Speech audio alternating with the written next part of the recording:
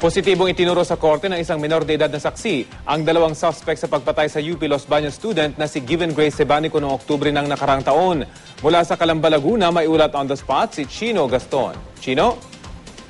Yes, Rafi, dininig ni Calamba RTC Branch 92 Judge Alberto Serrano ang testimonya ng menor de edad na testigo sa pamamaslang sa UPLB student na si Given Grace Sebanico. Itinuro ng saksi na itinatago sa pangalang Kim at kasalukuyang nasa DOJ Witness Protection Program ang mga suspect na sina Percival de Guzman at Lester Ivan Lopez Rivera. Ang dalawa raw ang dumukot kay Given Grace madaling araw ng October 11, 2011. Nakasakay daw ang saksi sa tricycle ni de Guzman kasama si Rivera nang madaanan nila si Given Grace. Si Rivera raw ang bumaba ng tricycle para tutukan ng baril ang biktima.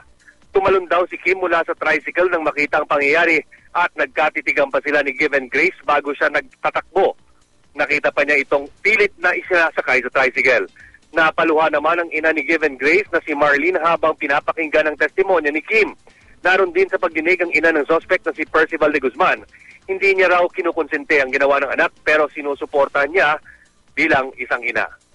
Rafi, sa February 7 ang susunod na hearing sa nasabing kaso. At yan muna ang pinakasariwang balita mula rito sa Calamba, Laguna. Balik sa iyo, Rafi. Maraming salamat, Chino Gaston.